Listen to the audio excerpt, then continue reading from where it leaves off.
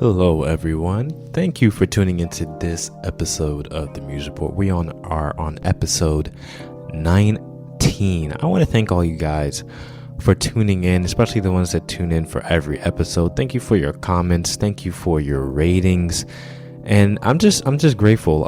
This is becoming a thing that I really am enjoying, and it is partially due to you guys' feedback and telling me how much you've been enjoying the episodes, and it just drives me to keep getting better and better. So thank you guys so much. And I also ask that if you love the program, that you share it with somebody, put it up on your Instagram, Twitter, Facebook, whatever it is. Remember to follow us on Facebook, the Muse Report Podcast. And if you haven't already and you're just recreationally listening, press that subscribe button so you can get notified every time we release a new episode here on the Muse Report. So without further ado, we're going to start introducing this episode. Now, do you hear those melodious voices in the background? Well, those are the voices of the Aeolians of Oakwood University. So what does it have to do with this episode? Well, on this episode, I actually have the director of this choral ensemble. Now, the choral ensemble that you're hearing was recently acclaimed the Choir of the World. So they're winners and champions. But the director was also named the Director of the World. So that clearly means something. Now, his name is Dr. Jason Max Ferdinand, but the reason I have him on the show necessarily isn't because of his musical ability. It's actually something that I've observed, that he is a winner, and in order to be a winner, you have to be able to execute on your goals.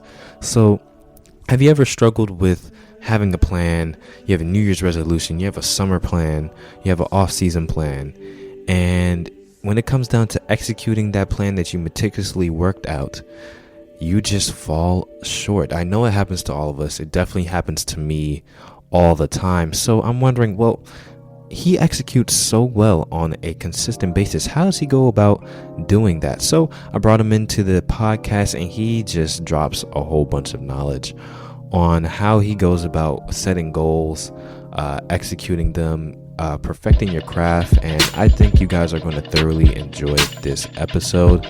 So without further ado, we are going to get into this one. Here we go.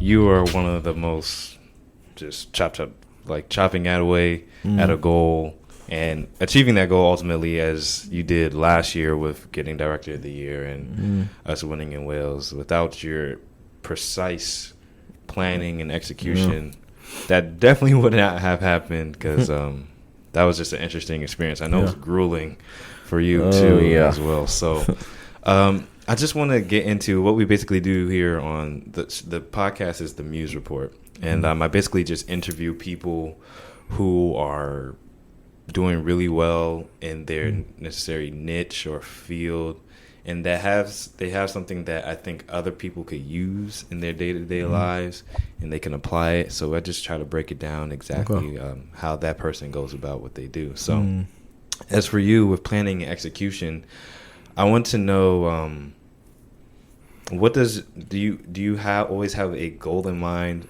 and with that goal, what process do you go through to achieve that goal? So as for me, let's say for you, if you want to necessarily get a piece knocked out and mastered within a certain amount of time, what's the process the first steps you go through to go about achieving that goal? Well, the first step in that process is that I have to know the material myself very, very well. So learn the material for myself. When I say learn the material, learning the material could take on so many different things. Yes, the notes, intervals, kind of get a general landscape of the piece, but also extra stuff like, why was this written? Who was the person who wrote it? Did they write it in some kind of context, or am I trying to bring context to the piece for my purpose. So that's the first thing. Then after that, and this kind of comes with years and years of experience and failures. You just kind of, you know your group and you know how fast it'll take them to learn X amount of bars, X amount of measures, and then you just kind of do a little math from there, and you figure out, okay, I have X amount of days, and you get X amount of measures done. That's phase one. Then you gotta start adding the detail part is what I think a lot of people miss when it comes to. So then you gotta figure out how many details you need to put into it, and it depends on what I'm doing. Like if I'm going to a competition, way more details are going into something as if I'm just preparing something for, a church service or something. That's two completely different things. So the first step is I gotta learn the stuff myself. Yeah. Know it like the back of your hand. Yeah. Okay, so I mean, I guess that could apply for lots of things. Mm-hmm. I think that happens a lot where we want to do something, but we kind of try to get to the end result without knowing the whole thing ourselves. Yeah. So, like I'm trying to learn a program right now on Adobe Premiere. So it's like video editing and things like that. I have no idea what I'm doing on Adobe, but I want to make these super cool videos. Yeah, they gotta go through the steps. Yeah, so I'm just like up in the like wee hours of the morning, just like pressing buttons. I don't know what they do, right. Testing it out on what's this filter do, what's this effect do, so that I could use it at my will. So I could that makes complete sense. So as far as planning goes, I want to go to planning before you go to execution because you can't execute without a plan, clearly. So when you go through your planning process, how do you set it up? Are you a let's say task oriented? Because I know some people like try to chop off. Okay, this is what I'm gonna do. This is what I'm gonna do. This is what I'm gonna do. Or are you like time oriented? I need to get this done by this point, at this date, at this time, so I can move on to the next thing. How do you go about that? Well, to understand the answer to that question, you have to understand something about me. I realized when I was really young that I'm a little random when it comes to certain things. Meaning, like all my other friends in school say, "Oh yeah, my parents made me do a schedule for my life, and I studied between 8 and 10, and I do this and I eat between." I've never been good at that, because every day is a different day. So today I may feel like studying between 8 and 10 p.m. Tomorrow I may not feel like doing that. So I'm answering your question the long way. So for me, the process happens different ways all the time, and it depends on. One, it depends on the material. It depends on how I found the material, meaning there are some pieces that you literally seek out, like I'm looking for something difficult. I'm looking for something that speaks to this, or I'm looking for this or that. There's some pieces you just kind of stumble upon, or somebody might say, "Hey, Jason, check this piece out," and you immediately gravitate. So depending on how I find a piece, the preparation takes a different process. Like if I'm seeking out a piece, 9 times out of 10, just my seeking the piece out, I kind of know the piece halfway already because I'm diligently looking for certain characteristics. If it's something I stumble upon, that means I'm literally just seeing it and I'm trying to put it into context. I'm trying to learn. So it just kind of depends on the what happens on that given day or that given season or that given week. Yeah. When it comes to that, I completely understand that because I've been doing trial and error. You have to do it to figure out what you best perform with. So I mean, the other thing I had on here was heart oriented, which kind of thing I think you are. I feel like doing it this way this day because this is what this day offers, and you just go with that. But as far as me planning, sometimes I feel like, let's say I'm just going to use an example with my bass practicing. I've tried this so many times. Like, okay, I'm going to practice 3 hours a day at this time, this time. But it just doesn't. I can't sustain it no matter how hard I try. And sometimes I feel like practicing for 3 hours, and other times I can only practice for 5 minutes. Right. But the key thing is that if your goal is to get 3, you got to figure out how to get a 3 in. So the 3 in might be today I might do an hour in the morning, an hour later on, or then tomorrow I might be so pumped I'll do all 3 hours all back to back. And that's how I kind of am. And it just depends. Life is so busy now. Sometimes I just can't have the same schedule every Monday. Every Monday is different for me. Every Tuesday is different. So it kind of goes on my daily schedule too. But the key thing is to get whatever that total time is. Okay. So it's like basically having that goal there. Yeah. How you get to there, it doesn't really matter. It may vary, right? It may vary. Now, again, some people, the variance thing throws them off. They have to do it the same time every day, the same way every day. That doesn't bother me.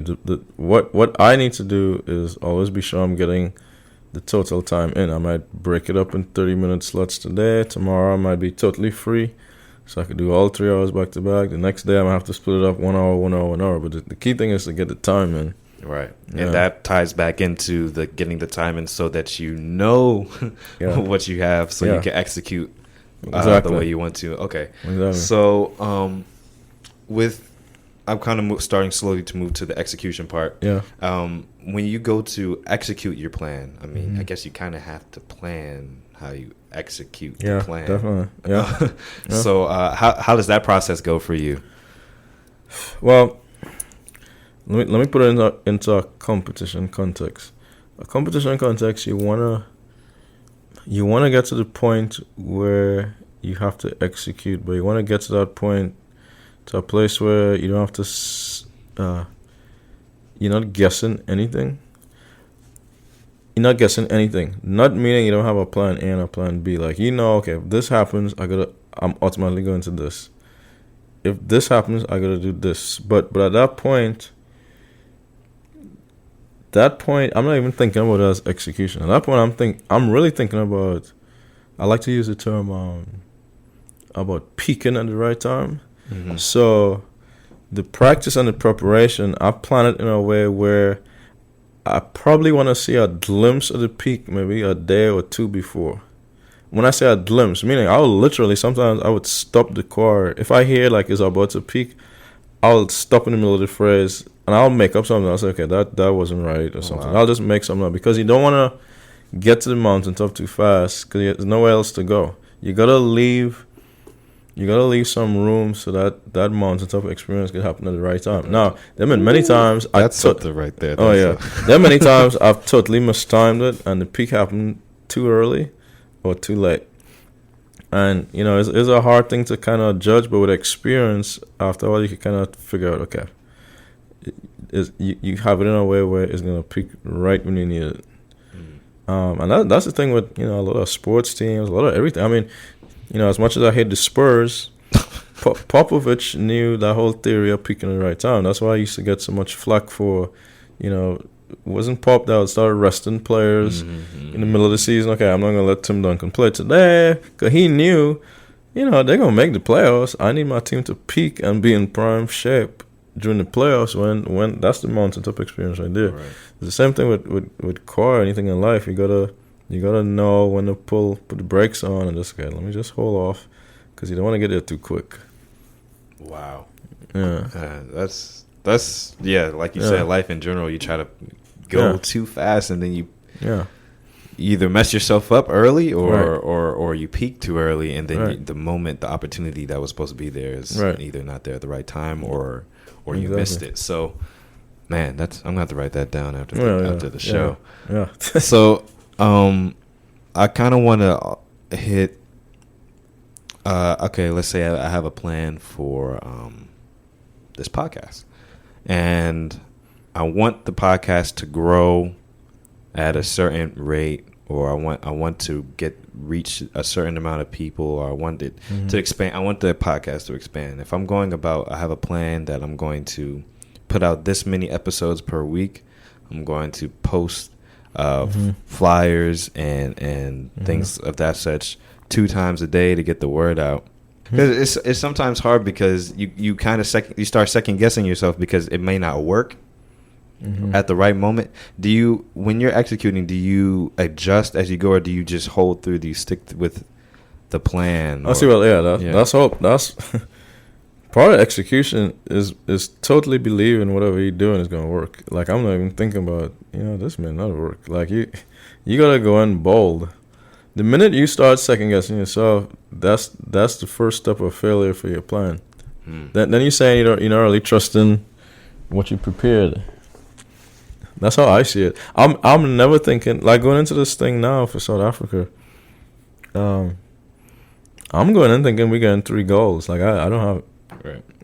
Well, the audience doesn't quite know what you're talking about when you say South Africa. So South Africa meaning the World Choir Games that's coming up in July in South Africa. So we know we kind of narrowed down all the variables. We know we're in 3 categories with 4 songs per category. Here are the 4 songs. And the whole preparation process to get to 4 songs or categories is something by itself, right? Because you got to make sure you got the right rep, make sure it's within the time. You want to make sure it's something that's appealing to judges in a competition, that sort of thing. So once I put all those things in place, and like in this case, Steve Murphy and I sat down doing all those decisions, we leave the room, which would actually be right here, we leave the room thinking, all right, this is the plan when it comes to repertoire, and we're not turning back from here. Because we go through all these different reiterations of the order and this song, that song, and but when we finally have, we say, okay, this is it now. So that's one part of the process, the right songs. Now, the teaching of it, once I teach it and we go through and study, I'm not going in thinking, man, this may not work. The minute I start doing that, you taking off a layer of confidence in yourself, I think. You're just going to go in thinking, this is going to work. The only time I'll think about that is if something doesn't go out, they'll be after the competition. I think to myself, I wonder why that didn't work. Right. But leading up to that, I'm not thinking that at all. I'm thinking because in that case you kind of have a concrete return point of feedback. Well, did we win or did we not win? Yeah. I guess maybe something that you could do, because I'm thinking about how it can apply to anything. Setting a certain time for yourself for it to achieve some certain result. Yeah, exactly. Yeah. And removing all the variables that create doubt. Like you want to reduce those for sure. That's why, for example, in the rehearsal we had this morning, when we were just kind of talking, and somebody said, one of the things we can develop and work on is being able to follow me. And that's a great point, especially for during the school year. That's a great point. But my answer was, for something like this, I'm cutting down all the variables. So I'm going to cut that variable out, meaning everybody's going to know at measure 60 is piano. Like, there's no guessing there, because the minute I start doing something strange in the middle of the performance in a competition, and I change, you know what, measure 60, I just feel in the moment there's going to be 40 here, then you're creating too many things for people to think about. Mm-hmm. So you got to cut all the variables that could create any doubt or uncertainty. Concrete plan. Yeah. This question just popped in my head. Do you plan every single rehearsal? Yes or no. I went to Oakwood for undergrad. I went to Morgan State for my master's. It was only when I got to my doctoral program, my teacher there, Edward McClary, he was the first person I ever met in my life who had every rehearsal planned down to the minute. Like, in front of him, he had a notepad, and he had everything written down. I was like, that's interesting. And then I realized he used to do that for the whole semester. So by the time we came in August for school, he already had all these rehearsal plans and notes for the whole semester. I said, you know what, let me just try that just to see. And it taught me a lot of things. One, it kind of helps with that whole preparation question you asked me at the beginning. It really makes you look at your music in a totally different way. And you literally, just like a surgeon, just carving stuff away. So this is going to take X amount of time. This phrase is a little hard. It might take a little longer. Now, what he was great at too is after every rehearsal, he'll adjust any of those rehearsal plans to suit what was going on. But so sometimes I'm in that mode of planning everything out meticulously, which I've done many semester here. And then sometimes, again, depending on the song and how I got the song, I might just approach it a little more relaxed and more open. So yes and no, I do it both ways depending on what's going on. Okay. Mm-hmm. I was just wondering, because I sometimes see you operating, and then you go to a certain part of the song first, and you go backward or you go forward. Yeah. And sometimes I could pretty much do that without having it written down before, just experience thing. So for example, again, when we return to a few days before to go to South Africa, those rehearsals I'll probably have a notepad in front of me with everything written down, because I'm not trying to leave any stone unturned. Mm-hmm. But knowing how to carve it too, like you just said, going from the beginning or the end or the middle, it's just kind of something that comes, one, with experience, and two, from studying the music. do I do the harder parts first? Do I do the easier parts first? Or do I do the easier parts on this song, and then when I go to the next song, do the harder parts? So there's a lot of factors that you just cannot juggle to try and get the best result. When you are planning, let's say outside the choir context, because you also are the chair for the department here. Mm-hmm. So as far as administratively, you also have to take care of lots of things. And Yeah. I know as administrative, I mean, I've worked under some administrative people, and you don't feel like doing lots of the stuff a lot of times. So do you recommend the order of executing from things that you can knock out quickly and that you'll get done, or the things that you hate doing? Yeah, that's a hard one. That's a hard question, Yeah. because sometimes you just have to do the stuff that's needed now. Like, if you get an email saying this is urgent, we need this report now, I have no choice but to dive in and get it done now, as opposed to, I don't feel like doing that today, I'll do that tomorrow. Something you just got to do now. The administration piece is something that I definitely have less control in the core thing, because it involves more people, and involves people higher up than you, Mm-hmm. and their priorities sometimes not my priority, and vice versa. So Yeah. that administrative thing is something that you're always trying to you kind of really go in with the flow. Now if I have my own time frame and 10 different things to do, and I'm kind of in control of when I get them done, do I do the hardest first or the easiest first? I think I always go hardest first. Most of the time, I'll go hardest first. I feel that's worked the best for me too, Yeah. because as far as I said in a podcast before, I did like 7, 8 whatever tips to be more productive, and I said write everything down so that you have things that you could visually cross off that you've accomplished, so that you feel like you've done something throughout the day, and you can see that you need to get it done, and then you get it done, and you know that you did something. So often, I suffer for this. Probably even today, I had like 10 things on my list that I needed to get done. I haven't gotten them all done. Yeah. But I guess prioritizing certain things, like this thing, even though it doesn't want to I don't want to do it, it's probably the most important that I get it done now, because the other things I will want to do, and I'll do them whenever Right. I could do them. But this needs to be done in the morning while I'm the most alert, and I don't have anything distractions. Right. So I think that worked for me. Some people just go with the flow. For me, I'm the most alert at night, so that okay. So morning, you don't want me doing anything major. Yeah, that was another part of that one, was know your peak hours. Yeah, yeah. For me, I'm a really early person. I like 3 to 5. I'm just and I learned that about myself eons ago. I'm sharper at night. Now that I have a family and all of that, like this is really kind of throwing me off a little bit, because everybody wants to go to bed early, and I'm like, I can't. I gotta get up early, and so that's a whole nother kind of adjustment right there. Yeah.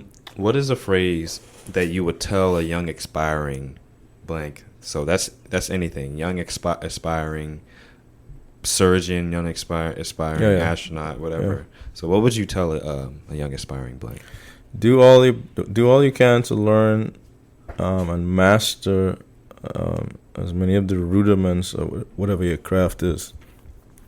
So that speaks to, if I'm a musician, really make sure you're secure in theory and your music history, because without that foundation, it's kind of hard to build upon. It's hard to go far without knowing that stuff.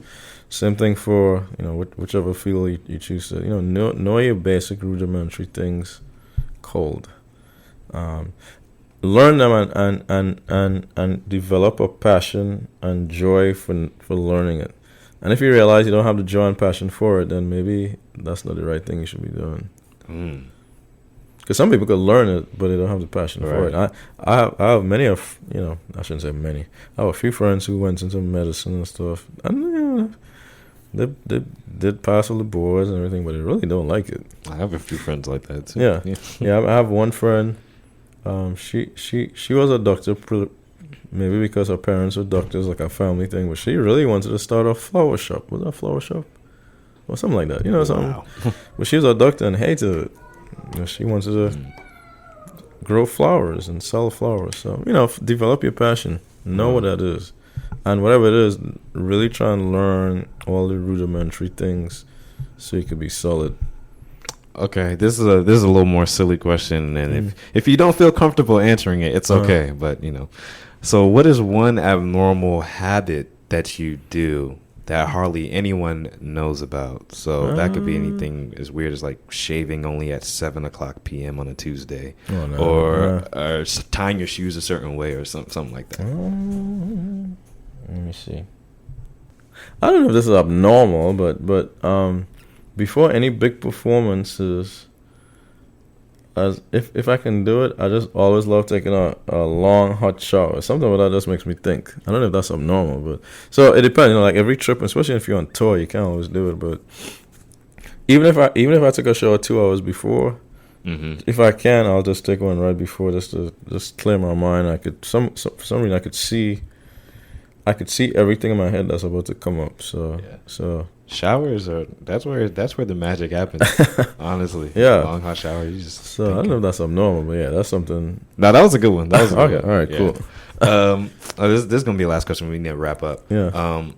Imagine there's a scrapbook for the world, and every person in that scrapbook for the world, like I don't know whether they want to leave something, a legacy when they pass away or whatever, but each person has a page in that scrapbook, the world scrapbook. What would you say on your page? What would you want to leave to the world? I like to leave to the work that is sometimes not always about who has the most talent, but the person who could say to themselves that no one is going to outwork me. And whoever could follow that rule or get close to that rule is probably the person who will end up being the most successful. That's good. That'll be my page. That sounds Kobe-esque. Wow, we could have had the whole podcast episode just on that line right there. Don't let anyone outwork you. That should be the whole mantra of what the Muse Report podcast is about. It's about getting work done, learning, growing, inspiring others, inspiring yourself.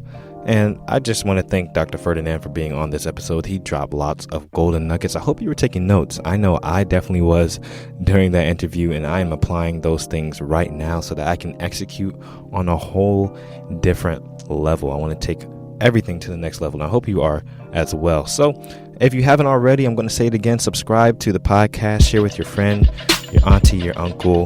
Spread the word about the Muse Report podcast. You can hit me up on Instagram at muse.mentality on Instagram, and on Facebook, the Muse Report podcast. I will put all these links in the show notes description, so you can just click on those. Hit me up, tell me what you liked, what you didn't like, things I can improve on. I'm trying to be a student of the game. And hit me up for things that you want to see on future episodes as well, as far as guests or topics. So make sure you do that, and I will see you guys next week with another podcast episode. So keep on making your muse a reality and growing, learning, and inspiring every single day. I will see you guys later. Well, not see you guys, but I'll talk to you guys. Peace.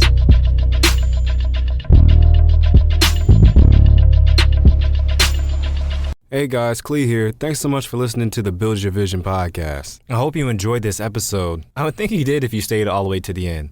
The best thing that you could do to help support this show is by sharing it with somebody. By you just taking a few seconds to recommend this show to somebody, you are making a huge impact, not only on the success of this show, but possibly on that person's life.